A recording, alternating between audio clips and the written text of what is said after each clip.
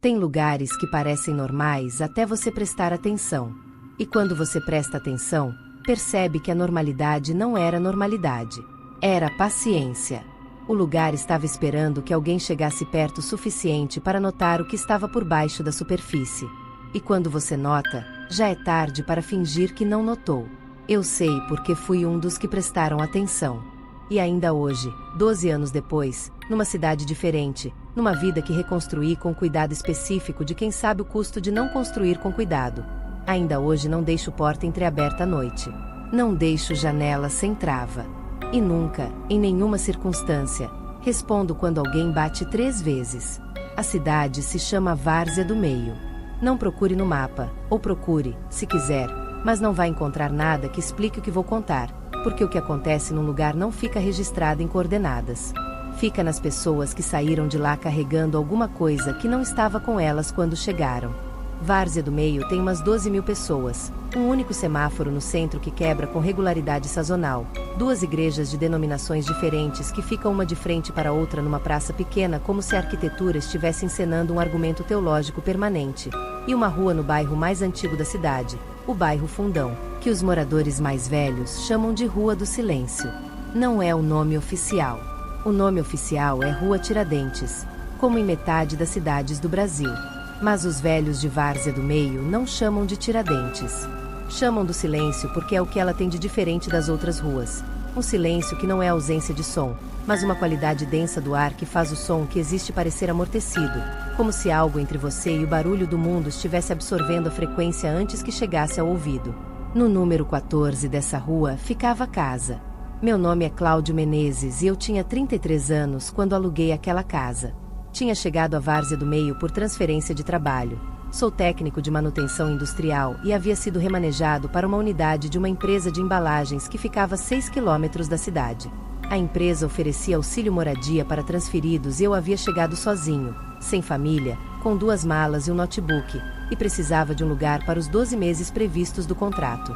O corretor que me atendeu se chamava Geraldo, um homem de uns 55 anos, barrigudo, que usava uma pasta de couro marrom desgastada e que tinha o hábito de limpar os óculos no canto da camisa enquanto falava. Mostrou 3 imóveis. O primeiro era pequeno demais, o segundo tinha problema de umidade visível nas paredes da cozinha, o terceiro era o número 14 da Rua do Silêncio. Esse aqui é o melhor dos 3, disse Geraldo, abrindo o portão de ferro. Espaço bom, reformado faz 2 anos, aluguel dentro do auxílio que a empresa paga. A casa era de fato boa para os padrões do que eu havia visto. 2 quartos, sala, cozinha com janela que dava para um quintal razoável, banheiro reformado. As paredes tinham uma pintura nova cor de creme que ainda cheirava levemente a tinta. O piso era de cerâmica fria que refletia a luz da tarde de um jeito que tornava o ambiente mais aberto do que o tamanho real sugeria. Assinei o contrato no dia seguinte. Geraldo me entregou as chaves numa tarde de terça-feira, num aperto de mão que durou um segundo a mais do que o normal, e disse, já na saída, sem me olhar diretamente: qualquer barulho estranho, pode chamar. Só muito tempo depois percebi o que havia de incomum nessa frase. As primeiras 2 semanas foram completamente normais. Eu saía às 6h40 da manhã, chegava entre 6 e 7 da tarde, jantava alguma coisa simples, assistia coisa no notebook e dormia. A casa era silenciosa de um jeito que eu havia interpretado como qualidade. Depois de anos morando em apartamento com paredes finas que transmitiam o som do vizinho como rádio involuntário, o silêncio da Rua do Silêncio me pareceu a princípio um benefício do endereço. Levei 12 dias para perceber que o silêncio não era proporcional ao movimento da rua.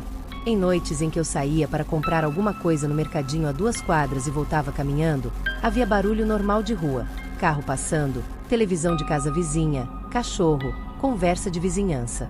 Sons cotidianos de cidade pequena à noite. Mas quando eu entrava no portão do número 14, o som mudava. Não desaparecia completamente, mas ficava como atrás de vidro. Como se a propriedade tivesse uma fronteira acústica que reduzia o mundo externo a uma versão abafada de si mesmo. Racionalizei como construção, parede grossa, telhado que absorve som. Solução razoável. Segui em frente. O primeiro evento aconteceu na 14ª noite. Eu estava dormindo quando acordei.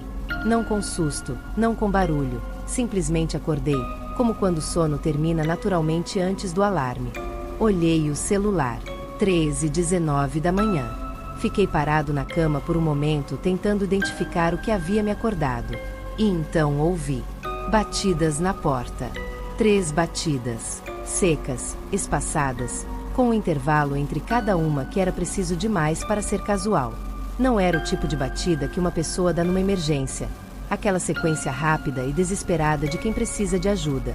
Era o tipo de batida que alguém dá quando sabe que você está lá e está esperando uma resposta sem ter pressa de obtê-la. Fiquei imóvel. 3 batidas de novo. O mesmo ritmo. O mesmo intervalo preciso.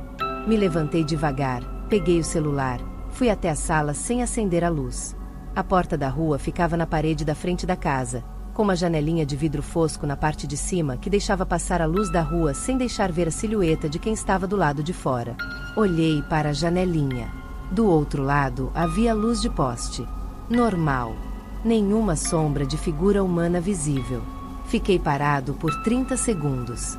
Mais 3 batidas. O mesmo ritmo. O mesmo intervalo. Não abri. Fiquei parado na sala no escuro por uns 10 minutos. Depois voltei para o quarto. Não dormi mais naquela noite. De manhã, abri a porta. A rua estava completamente vazia e normal. O chão de cimento do alpendre em frente à porta estava limpo, sem marca, sem objeto deixado, sem nenhum sinal de que alguém havia estado ali. Mencionei para um colega de trabalho, o Fábio, que morava em Várzea do Meio fazia anos. Contei de forma casual, como curiosidade, sem o peso do que havia sentido às 13h19. Fábio parou de mexer no celular e me olhou. Você mora onde? Rua do Silêncio. O número 14. Ele ficou em silêncio por um momento que foi longo o suficiente para que eu percebesse que havia algo na informação que ele estava processando antes de responder. Quanto tempo você tá lá? 2 semanas. E já bateram? Eu olhei para ele. Você sabe do que eu tô falando. Todo mundo que já morou nessa casa sabe, disse Fábio, com aquela voz baixa de quem está dizendo uma coisa que preferia não dizer. Não abre a porta. Eu não abri. Bom, não abre. Não importa quantas vezes bater. Não importa o que você achar que ouviu depois das batidas. Não abre. O que é? Fábio ficou me olhando por um momento. Ninguém sabe o que é. Sabe que não é nada que você queira deixar entrar. Pesquisei a história da casa naquela noite. Não havia nada nos registros de jornal da cidade acessíveis online. Várzea do Meio tinha um jornal local com arquivo digital que começava em 2006. E uma busca pelo endereço não retornou nenhum resultado relevante. Tentei o nome da rua. Tentei o bairro Fundão. Nada. No dia seguinte fui à biblioteca pública da cidade, que ficava a 3 quarteirões da Praça das Duas Igrejas, e pedi à bibliotecária, uma mulher de uns 60 anos chamada Dona Celeste, cabelos brancos, óculos de armação vermelha, se havia algum registro histórico sobre o bairro Fundão ou a Rua Tiradentes. Dona Celeste me olhou por um segundo com uma expressão que eu descreveria como reconhecimento, como se a pergunta não fosse nova, como se ela já soubesse de onde vinha mesmo antes de eu continuar. Você mora no número 14. Terceira pessoa em 3 dias que chegava a esse endereço sem que eu mencionasse. Moro. Dona Celeste foi até uma prateleira nos fundos, pegou uma caixa de arquivo de papelão sem identificação na lombada, trouxe para a mesa e abriu sem dizer nada. Dentro havia recortes de jornal físico, alguns amarelados, alguns mais recentes, todos dobrados sem padrão fixo. Pode olhar, disse ela. Mas olha aqui. Não leva. Passei 40 minutos com aqueles recortes. O que encontrei não era uma história única e coerente. Era uma série de fragmentos que, juntos, formavam um padrão. 3 inquilinos diferentes, em 3 períodos diferentes, que haviam saído do número 14 antes do fim do contrato. 2 deles sem deixar endereço de contato. Um deles, o caso mais detalhado, de 2011, havia dado uma entrevista de 2 colunas ao jornal local antes de partir, descrevendo as batidas, descrevendo outros eventos que haviam se seguido às batidas, e descrevendo com uma precisão perturbadora algo que ele chamava de visita progressiva. As batidas na primeira semana, depois sons internos à casa, depois a sensação de presença diurna, depois o que ele havia encontrado uma manhã no quintal que o havia feito ligar para o proprietário, rescindir o contrato naquele mesmo dia e sair com o que cabia no carro. O que havia encontrado no quintal não estava descrito no recorte. A coluna terminava na linha anterior com a informação de que o inquilino havia se recusado a detalhar. Devolvi os recortes para Dona Celeste. O que ele encontrou no quintal? Perguntei. Ela dobrou o recorte com cuidado e o colocou de volta na caixa. Cada um que saiu de lá levou a resposta consigo, disse ela. Os que ficaram tempo suficiente para ver não ficaram tempo suficiente para contar. Deveria ter saído naquele dia. Sei disso. Sei com a clareza retrospectiva de quem sobreviveu para analisar as próprias decisões com a frieza que a distância de 12 anos permite.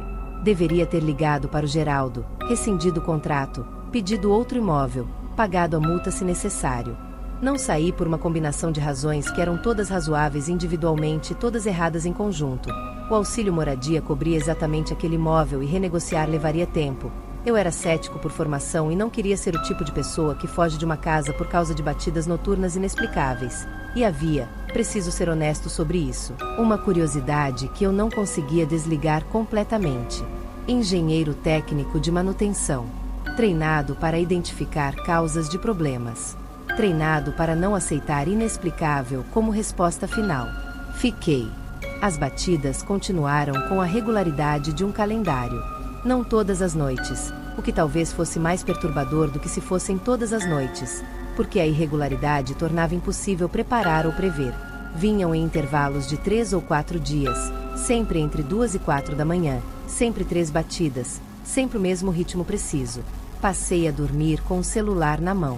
Passei a não acender nenhuma luz depois das 10 da noite antes de verificar a janela da sala. Hábito que desenvolvi sem perceber. Só notei quando Fábio veio me visitar uma tarde e me viu fazendo a verificação e me perguntou por que eu estava fazendo aquilo. Não sei, disse, e era verdade. Na 4ª semana, as batidas foram complementadas. Estava acordado quando começaram. Era quase meia-noite, eu estava no notebook na sala, e as 3 batidas vieram com a mesma precisão de sempre. Fiquei parado. Não fui até a porta. O silêncio que se seguiu às batidas durou menos do que nos episódios anteriores. Porque depois do silêncio, de dentro da casa, do corredor que ligava a sala aos quartos, veio um som. Passos. Não correndo. Não pesados. O som específico de alguém caminhando devagar num corredor de cerâmica fria, descalço, com cuidado de quem não quer ser ouvido mas que produz inevitavelmente o mínimo de som que pés em cerâmica produzem. Eu estava na sala. O corredor ficava à minha esquerda. Os passos vinham em direção à sala. Fiquei completamente imóvel na cadeira com o notebook aberto na frente. A tela iluminava o espaço à minha volta num raio de uns 2 metros. Além desse raio, a sala estava escura. O corredor à minha esquerda estava no escuro absoluto. Os passos pararam. Havia algo parado na entrada do corredor. Eu sabia, da mesma forma que se sabe quando alguém entra num cômodo com você mesmo quando você está de costas, que havia algo ali, no escuro da entrada do corredor, parado, esperando que eu olhasse. Não olhei. Fiquei olhando para a tela do notebook por um tempo que não consigo quantificar. Pode ter sido 2 minutos, pode ter sido 20. Não respirei de forma regular nesse período.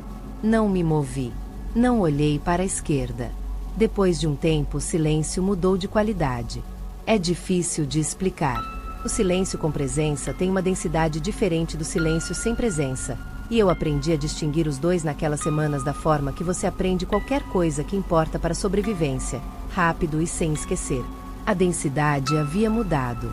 Aquilo, o que quer que fosse, havia se retirado. Acendi todas as luzes da casa. Fui em cada cômodo, cada armário, embaixo das camas, atrás das portas. Nada. Janelas e porta da frente trancadas. Porta dos fundos com ferrolho que eu havia instalado na 2ª semana. Nada. Liguei para Geraldo no dia seguinte às 8 da manhã. Ele atendeu no 2º toque. Geraldo, preciso conversar com você sobre a casa. Eu sei, disse ele. Sem pausa, sem que foi. Sem nenhuma das perguntas que um corretor normalmente faz. Nos encontramos numa lanchonete da Avenida Central. Geraldo chegou com a pasta de couro marrom de sempre, pediu um café, e me ouviu contar tudo sem interromper uma vez. As batidas, os passos, a presença no corredor. Quando terminei, Ele ficou em silêncio por um momento. Quanto tempo faz que você tá lá? 6 semanas. Ele assentiu levemente. Os que saíram antes das 6 semanas, disse ele. Você chegou mais longe que a maioria. O que está naquela casa, Geraldo? Ele tomou o café. Colocou o copo devagar na mesa. Não sei o que é. Sei que tá lá faz tempo.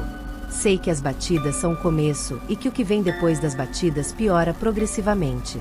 Sei que ninguém que ficou além de 2 meses saiu da mesma forma que entrou.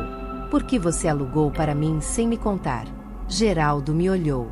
Porque se eu contasse antes, você não teria alugado. E a casa precisa de inquilino. Por quê? Ele ficou em silêncio. Geraldo. Por que a casa precisa de inquilino? Porque quando fica vazia, disse ele devagar, como se cada palavra custasse alguma coisa, a coisa sai. Saí do número 14 naquela tarde. Não embalei. Peguei as 2 malas que havia chegado com elas, o notebook, os documentos. Deixei tudo o resto, louça, a pequena televisão que havia comprado, a cadeira de escritório. Não voltei para buscar. Geraldo não cobrou multa rescisória. Imagino que tinha razões próprias para não cobrar. Fiquei uma semana na casa do Fábio até conseguir um quarto num centro de várzea do meio, e 6 meses depois pedi transferência para outra unidade da empresa em outra cidade, que foi aprovada sem dificuldade porque ninguém costuma recusar transferência voluntária. Não sei o que aconteceu com o número 14 depois que saí. Não perguntei. Não procurei saber. Há coisas para as quais saber a continuação não ajuda em nada. O que fica, 12 anos depois, não é o medo em si. O medo agudo passou com o tempo e com a distância. O que fica é uma modificação permanente em certos comportamentos que instalou como atualização de firmware, silenciosa, irreversível, funcional. Não deixo porta entreaberta à noite. Verifico janelas antes de dormir. Não respondo batidas entre meia-noite e 4 da manhã sem antes confirmar visualmente de onde vem. E há uma coisa a mais. Uma que é mais difícil de explicar para quem não esteve naquele corredor naquela noite.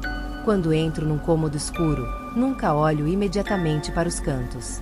Não porque tenha medo do que posso ver, mas porque naquela noite aprendi, com uma clareza que 12 anos não apagaram, que há coisas que se comportam de forma diferente quando percebem que você está olhando.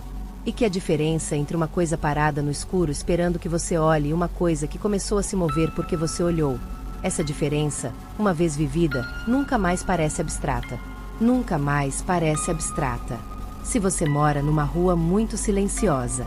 Se o silêncio tem uma qualidade que não é ausência de som, mas densidade de ar. Se alguma noite, entre 2 e 4 da manhã, baterem 3 vezes na sua porta com aquele intervalo preciso entre cada batida. Não abra. Não acenda a luz. Não vá até a porta. E se, depois das batidas, você ouvir passos no corredor, passos que vêm de dentro, não de fora, fique exatamente onde está, olhe para um ponto fixo à sua frente, e não, sob nenhuma circunstância, olhe para o escuro à sua esquerda asterisco. Porque o que está ali esperando que você olhe, sabe que você sabe que está lá, e está esperando confirmação.